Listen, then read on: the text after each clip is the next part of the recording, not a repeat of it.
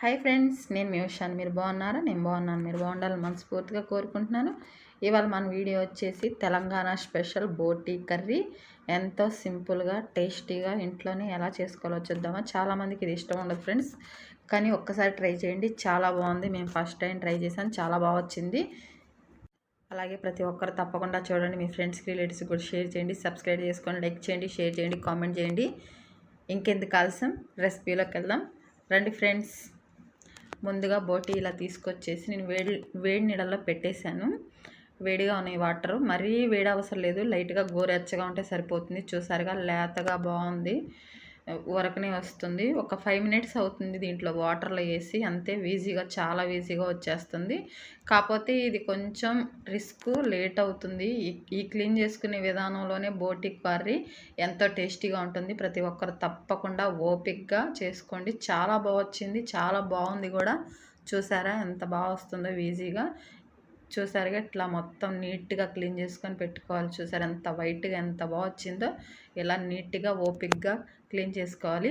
అలాగే కొంచెం ఈజీ మెథడ్లో పేగుల్ని ఇలా ఒక పుల్ల తీసుకొని ఆ పుల్లతో మనం చివరన కొంచెం ఉంటుంది కదా, దాన్ని కొంచెం మడతపెట్టి లోపలికంటా తీసి ఫుల్ డీప్ క్లీన్ చేస్తే చాలా బాగుంటుంది. లోపల నుంచి మొత్తం రిమూవ్ అయిపోతుంది. చాలా ఈజీగా, నీసు వాసన అనేది లేకుండా చాలా క్లీన్గా చాలా బాగా వచ్చింది. ఫస్ట్ టైం అయినా కానీ చాలా ఓపిక్గా ఖచ్చితంగా చేసుకోవాలి. ఈ క్లీనింగ్ మెథడ్లోనే ఈ కర్రీ అనేది చాలా టేస్టీగా ఉంటుంది. చూసారుగా మొత్తం వాష్ చేసుకోవాలి. ఇలా అన్ని పేగుల్ని ఇలాగే చేసుకోవాలి. చూసారు కదా, మళ్ళీ వేరే వాటర్లో కూడా క్లీన్ చేసినది. ఇలా క్లీన్ చేసుకొని నీట్గా మనం దీన్ని పక్కన పెట్టేసుకుందాం. ఇంకొకటి చూపిస్తున్నాను చూడండి. ఇలా చివరన కొంచెం పుల్లకి పెట్టి ప్రెస్ చేస్తే లోపల నుంచి డీప్ క్లీన్ అవుతుంది. చాలా బాగుంటుంది కూడా, నీసు వాసన ఉండదు. తెలియని వారి కోసం ఇది చూపిస్తున్నాను. తెలిసిన వారైతే చాలా ఈజీగానే చేసుకుంటారు కాబట్టి. చాలా రిస్క్తోనే కూడింది, కానీ ఖచ్చితంగా చేసుకోండి, చాలా బాగుంది.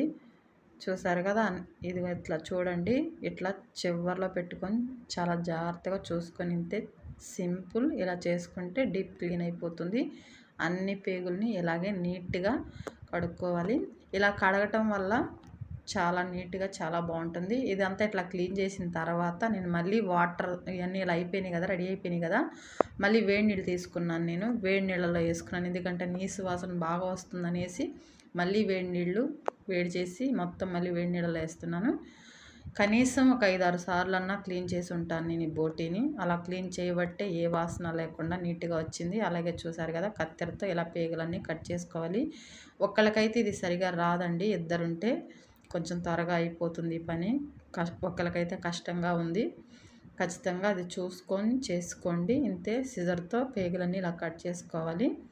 చాలా ఈజీ. మనం క్లీన్ చేసుకునేటప్పుడే నీట్గా చేసుకుంటే ఇలా కట్ చేసుకోవటం కూడా చాలా బాగా వస్తుంది. చూసారుగా ఎంత నీట్గా, ఎంత వైట్గా, ఎంత బాగా వచ్చిందో.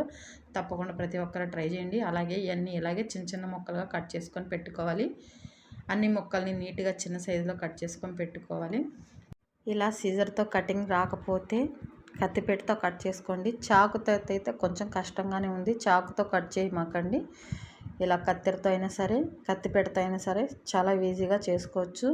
కత్తెరతో అయితే ఇద్దరుంటే ఖచ్చితంగా చాలా ఈజీగా అయిపోతుంది. సేమ్ ఇలాగే అన్నీ చిన్న చిన్న ముక్కలుగా కట్ చేసుకొని పెట్టుకోవాలి. చూసారు, ఇట్లా కట్ చేసుకున్న తర్వాత మళ్ళీ ఒకసారి క్లీన్ చేసుకున్నాను నేను. దీంట్లోని కాసిన వాటర్ పోసుకొని ఇవి మనం బాగా ఉడికించుకోవాలి. దీంట్లో కొంచెం పసుపు, కొంచెం గళ్ళుప్పు వేస్తున్నాను. ఇవి వేసుకున్న తర్వాత ఇదంతా బాగా ఉడికించుకోవాలి. త్వరగానే ఉడికిపోయిందండి, కొంచెం టైం పడుతుందేమో అనుకున్నాను, ఈజీగానే రెడీ అయిపోయింది.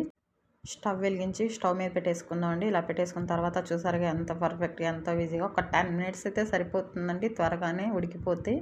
అందులో లేత బోటి కదా, కొంచెం త్వరగానే ఉడికింది. ఇలా మొత్తం వాటర్ అంతా వంపేసుకొని పక్కన పెట్టేసుకోవాలి.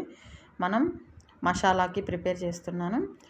చిన్న బండి పెట్టుకున్నాను, స్టవ్ వెలిగించుకొని దీంట్లో 2 చెక్క ముక్కలు, 1 లవంగ, యాలకులు, మరాఠీ పువ్వు వేసుకున్నాను. అలాగే కొంచెం ధనియాలు 1 స్పూన్ అండి, చూసుకొని వేసుకోండి. మసాలా ఎక్కువ ఉన్నా కానీ ఘాటు తినలేము కదా, పిల్లలు కూడా తినాలి అంటే కొంచెం తక్కువగా చూసుకొని వేసుకోండి. అలా కొంచెం లైట్గా ఫ్రై చేసుకోవాలి, మరీ మాడిపోకుండా. మరీ మాడిపోతే బాగోదు కాబట్టి దీంట్లోనే కొంచెం ఎండు కొబ్బరి ముక్కలు కూడా సన్నగా ఇలా కట్ చేసుకొని చిన్న ఎల్లిపాయ కూడా వేసుకుంటున్నాను. అలాగే దీంట్లోనే కొంచెం అల్లం కూడా వేసుకుంటున్నాను. ఇవన్నీ కొంచెం ఇలా ఫ్రై చేసుకోవటం వల్ల మిక్సీ వేసినప్పుడు కొంచెం కొంచెం త్వరగా పేస్ట్ అవుతుంది కాబట్టి ఇలా కొంచెం లైట్గా చూపించుకుంటే సరిపోతుంది. ఇది రెడీ అయిపోయింది కదండి. ఇంక ఇది గ్యాస్ ఆఫ్కొని మనం దీన్ని పక్కన పెట్టేసుకోవాలి. ఇది కొంచెం చల్లారిన తర్వాత దాన్ని మనం మిక్సీ పట్టేసుకుందాం. దాన్ని పక్కన పెట్టేసుకొని ముందుగా కొంచెం స్టవ్ వెలిగించుకొని ఒక గిన్నె పెట్టుకోవాలి. ఆ గిన్నెలో ఒక 4 టేబుల్ స్పూన్ ఆయిల్ వేసాను నేను. నాకైతే సరిపోతుందండి, చూసుకొని వేసుకోండి. కొంచెం బోటీ కాబట్టి నేను 4 స్పూన్లు వేసాను. అలాగే మసాలా వేద్దామండి. ఇవి కొంచెం చల్లారినాయి కదా, ఇది మిక్సీ పడదాం. ఇలా పడితే సరిపోతుంది. ఇది రెడీ అయిపోయినట్టు దీన్ని పక్కన పెట్టేసుకొని మిగతా ప్రొసీజర్ చూద్దామండి. ఆయిల్ కొంచెం వేడైంది. దీంట్లోనే సన్నగా పొడుగ్గా కట్ చేసుకున్న ఒక ఉల్లిపాయ వేసుకోవాలి. నేనైతే ఒకటే వేసుకున్నానండి. మీ టేస్ట్కి సరిపడా మీరు చూసుకొని వేసుకోండి. నాకు ఇది ఒకటి సరిపోయింది. నేను ఒక ఉల్లిపాయ లైట్గా గోల్డెన్ కలర్ వచ్చేలా ఫ్రై చేసుకోవాలి.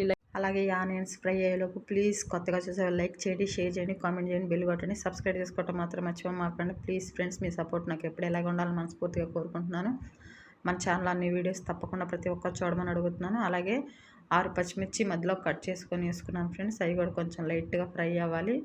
అవి ఫ్రై అయిన తర్వాత 2 రెమ్మల కరివేపాకు, కొంచెం కొత్తిమీర వేసుకుంటున్నాను. అవి కూడా కొంచెం లైట్గా నూనెలో అలా ఫ్రై అయితే టేస్ట్ చాలా బాగుంటుంది కదా, అందుకని కొంచెం ఫ్రై చేస్తున్నాను. అలాగే ఒక టమాటా, పెద్ద సైజు టమాటా ఒకటి తీసుకున్నాను నేను. సరిపోతుంది. మొత్తం ఇదంతా బాగా ఉడికించుకోవాలి. ఈ కొంచెం త్వరగా ఉడకాలంటే కొంచెం పసుపు, కొంచెం ఉప్పు వేసుకుందామండి.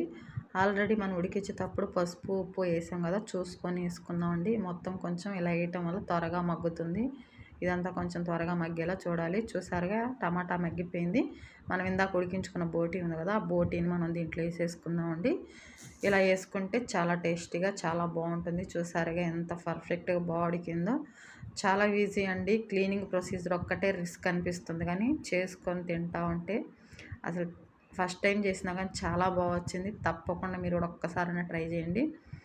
తెలంగాణ స్పెషల్ బోటీ కర్రీ గోంగూరలోకి అయితే ఇంకా చాలా బాగుంటుంది. ఆ వీడియో కూడా త్వరలోనే మీకు పెడతాను. అలాగే దీంట్లో 3 స్పూన్లు కారం వేసాను. ఇది మొత్తం కొంచెం కారం బాగా కలిసేలా కలుపుకొని ఒక్క 5 మినిట్స్ దీని మీద మనం ఈ కారం అంతా దీనికి పట్టేలా మూత పెట్టుకుంటే చాలా పర్ఫెక్ట్గా ఉంటుంది. అలా దాన్ని మూత పెట్టడం వల్ల మొత్తం వాటికి పట్టేస్తుంది కదా, చాలా టేస్టీగా ఉంటుంది. ఒక 5 మినిట్స్ సరిపోతుంది. ఒకసారి తీసి చూద్దామండి. ఒక 5 మినిట్స్ తర్వాత ఇదంతా ఇలా కారం పట్టేసింది కదా, ఇక్కడే మనం చూసుకొని వాటర్ పోసుకోవాలి. మాకైతే కొంచెం పులుసు కావాలి, అందుకని మేము కొంచెం వాటర్ ఎక్కువే పోస్తున్నాను. మీరు తినేదాన్ని బట్టి మీరు వాటర్ పోసుకోండి. నేనైతే ఈ ముక్క మునిగే వరకు వాటర్ పోసాను, మాకు సరిపోతుంది. ఇది ఆల్రెడీ మనం హాఫ్ బాయిల్ చేసాం కాబట్టి ఇప్పుడు కొంచెమే కాబట్టి త్వరగానే రెడీ అయిపోతుంది. చూసారు కదా, ఇలా మొత్తం పోసిన తర్వాత మనం మూత పెట్టుకొని ఉడికించుకోవాలి. చూసారా, ఒక 10 మినిట్స్ తర్వాత చూసాం కదా, ఇట్లా బాయిల్ అవుతున్నప్పుడు మనం ఇందాక రెడీ చేసి పెట్టుకున్నాం కదా మసాలా, అది మనం ఇప్పుడు దీంట్లో వేసుకోవాలి. ఇలా తెరలేటప్పుడే మనం వేసుకోవాలి. ఒక 2 టేబుల్ స్పూన్లు ఉంటుంది, అంత చేత్తోనే వేసేసాను నేను. మీరు చూసుకొని క్వాంటిటీ ప్రకారం అయితే 2 టేబుల్ స్పూన్లు ఉంటుంది. అన్నీ కలిపిందాక మిక్సీ పట్టుకున్నాం కదా, అదంతా వేసి ఇక్కడే కొంచెం టేస్ట్కి సరిపడా కొంచెం గరం మసాలా ఆల్రెడీ మనం ఇందాక దాంట్లో వేసాం, అందుకని కొంచెం వేస్తున్నా, కొంచెం తీసేసాను. చూసారు కదా, అది సరిపోతుంది. మరి ఎక్కువ వేసినా కానీ మంట వస్తుంది కాబట్టి చూసారా. ఇంకా మూత పెట్టుకొని ఒక 10 మినిట్స్ పాటు ఉడికించుకుందామండి. ఒక 10 మినిట్స్ తర్వాత ఒకసారి మూత తీసి చూద్దామండి. ఆల్మోస్ట్ కర్రీ రెడీ అయిపోయిందండి. చూస్తుంటే నేను ఊరుతుంది కదా, ఇంకేంది కావాల్సి మీరు వెళ్ళి తప్పకుండా ట్రై చేయండి. అలాగే ఈ బోటీ రెసిపీ మీకు అందరికి నచ్చిందని అనుకుంటున్నాను. చివరిగా కొంచెం కొత్తిమీర చల్లుకొని గ్యాస్ ఆపుకుందామండి. ప్లీజ్ ఈ వీడియో నచ్చితే ప్లీజ్ ప్రతి ఒక్కరు లైక్ చేయండి, షేర్ చేయండి, కామెంట్ చేయండి, బెల్ కొట్టండి, సబ్స్క్రైబ్ చేసుకోవడం మర్చిపోమాకండి. మీ ఫ్రెండ్స్కి రిలేటివ్స్కి కూడా షేర్ చేయండి. అలాగే ప్లీజ్ ఫ్రెండ్స్, మీ సపోర్ట్ ఎప్పుడు నాకు ఇలాగే ఉండాలని కోరుకుంటూ మరొక వీడియోలో మళ్ళీ కలుద్దాం. Bye friends.